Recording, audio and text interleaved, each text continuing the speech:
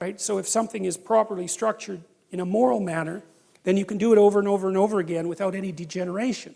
And so that's kind of like a relationship. If your relationship is negotiated, you can continue to negotiate it, and then you can have a relationship that lasts for a long time. You can do it today and next week and next month and next year. You can maintain it across time. And this, I would say, is the wisdom that's been garnered over God only knows what period of time to say, well, look, I mean, even God needed to take a break and appreciate what was going on, and it's not such a bad thing for people to follow that pattern. And that's a good thing for modern people to know, because we seem to be, even though, we're very wealthy by historical standards, our capacity to relax isn't exactly what it could be, and I think that's really hard on people.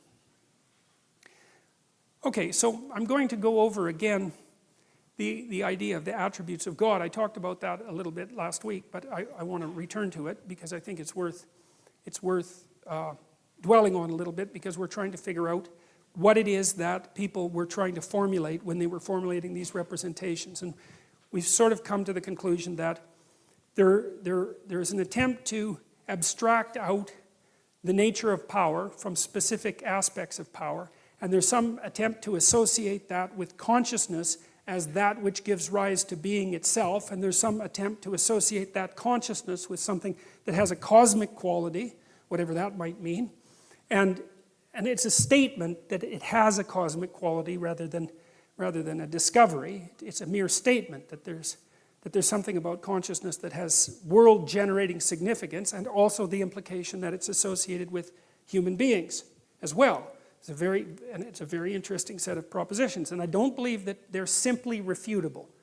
Like it's a perfectly coherent argument, even though it's primarily made metaphorically. And so then, once again, I want to build up the framework of associations around the idea of God. One of the things that Freud did when he was interpreting dreams, and this is quite useful, so if someone comes to me with a dream, then I have them tell me the whole dream, and then I get them to repeat it line by line, and then whenever they say a line and there's an object in it or a person or something like that, I ask them what that makes them remember, or what that thing means to them, or what comes to mind. And that's the associational technique, and it's predicated on the idea that your memory works by association. And you know that if you're daydreaming, you go from one thing to another like a conversation does, and that you can take an idea that's at the center of a web of associations, and by tracking the associations, you can kind of zero in on what the idea might mean. And then Jung expanded that by trying to, he called it to amplify the dream by thinking about narrative or literary or mythological similarities that might be associated with the narrative structure of the dream. And I think often that can be unbelievably useful, and it's like the dream is an idea that's trying to come to birth. It's partly formulated, and then if you discuss it and amplify it, it's like you can speed along its transformation into a more articulated idea. And the dream is also something that, because your mind is trying to, with one foot in the unknown, it's trying to formulate what's out there in the unknown and to make it concrete. But it doesn't do that in one fell swoop. It doesn't just take potential and turn it into articulated ideas. It has to dream up what's out there first, projects its imagination out there to get a handle on what it might be. And then that's presented in the dream, and if you analyze the dream, you can make it more articulate. And so that's what we're going to do with the attributes of God, to build up the representational structure a little bit. So the hypothesis is that God is an abstracted ideal, formulated in large part to dissociate the ideal from any particular incarnation or man or ruler. And the underlying idea there too is that when the ruler becomes the ideal, the state turns into the biblical Egypt. And the biblical Egypt is a tyranny. And so there's a very, very solid idea in the Old Testament that I think took people, God only knows how long, to figure out that if you confused the notion of sovereignty with the current sovereign, then your culture immediately degenerated into a totalitarian state and turned to stone. And that was deadly. Then you were slaves. And then the thing was going to collapse as well. Like, no matter how big and grandiose, as soon as the ruler became the concrete incarnation of the ideal, there was no distinction between the man and the divine notion of the ideal, then the society was doomed. And I think that that's I think that's true. It's as simple as that. And I think we saw more than enough evidence of that in the 20th century, and we're certainly seeing the same thing repeating itself now. When the ruler becomes the ideal, the state turns into the biblical Egypt, and the biblical Egypt is the archetypal tyranny. So, what is God like? Well, from the Christian perspective, there's three elements. One seems to have something to do with tradition. And so that's God the Father, and that's partly the embodiment, I would say, of the human being, and that's an ancient thing. And it's also partly the embodiment of the tradition of human beings, which is also a very ancient thing. And that's the structure, as I said.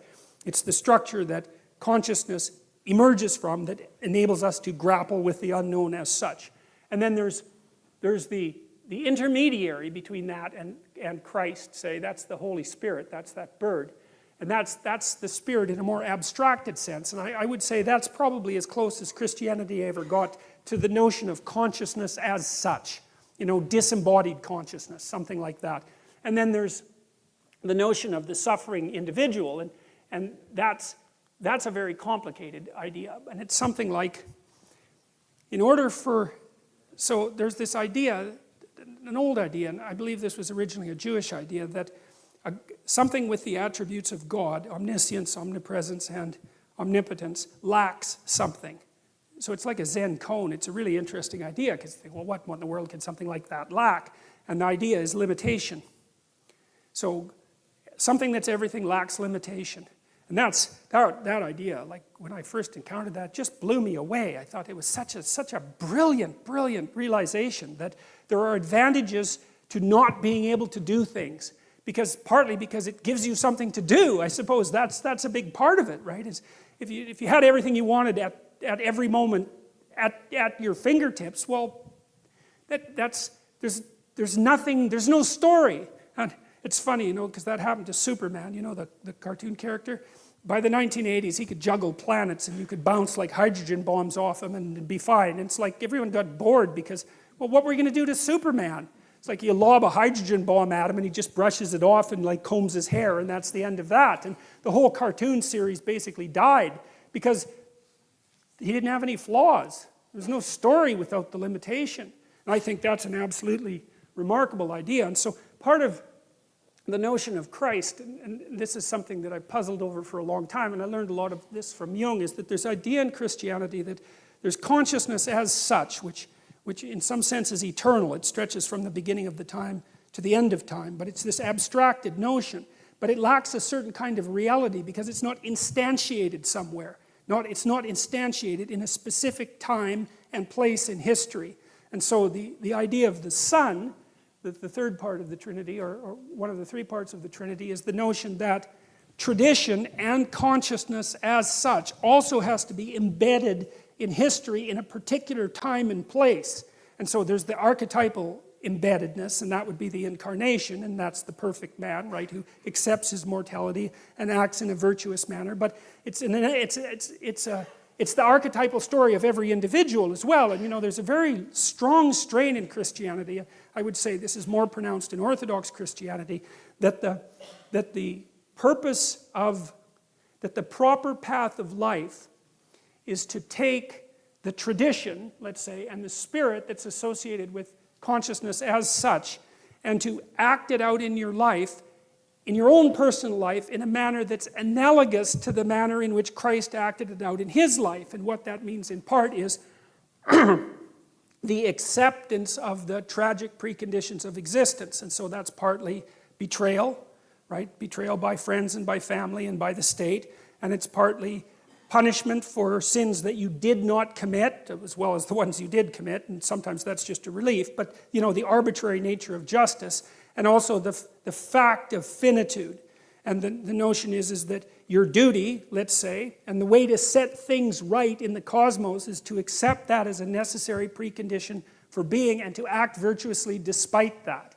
And that's a very, very powerful idea as far as I'm concerned. And I'm also, the world's a weird place, and I've seen some very strange things in my life. And one of the things that I've seen is that, I've dealt with some people who were very, let's say, that they weren't on a good path. Let's put it that way.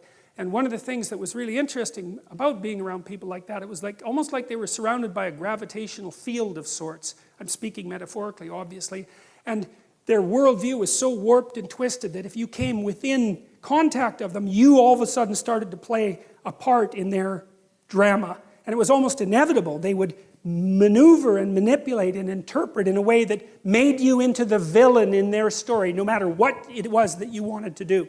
And unless you've encountered something like that, and many of you probably have, you don't know how powerful a pull that is. And so it's certainly possible that someone can act in a like a gravitational object and bend things around them to fit their narrative, their unhappy and tragic narrative. But I've seen the opposite too, you know, where people who were aiming upward with the best of their ability, and because of that, they had a positive effect on the people around them, and that ordered things around them in profound ways. And I think it's an open question, the degree to which the cosmos would order itself around you properly if you got yourself together as much as you could get yourself together. I mean, we know that things can go very, very badly wrong if you do things very badly wrong. There's no doubt about that. But the converse is also true. If you start to sort yourself out properly and then you have a beneficial effect on your family, I mean, first of all, that's going to echo down the generations, but it also spreads out into the community. And we are networked together. You know, we're not associated linearly. We all affect each other. And so it's an open question, the degree to which acting out the notion of the notion that being is good and the notion that you can accept its limitations and that you should still strive for virtue. It's an open question how profound effect that would have on the structure of reality if you really chose to act it out. And I've seen things, as I said, in my life that indicate that I do believe there's a metaphysical element to life as well as the rational, practical element. And I think there are times when those two things come together, and I've seen that happen. And so I don't think we know the limits of virtue. I don't think we know what true virtue could bring about if we aimed at it carefully and practically. And so the notion that there's something divine about the individual who accepts the conditions of existence and still strives for the good, I think that that's an idea that's very much worth paying attention to.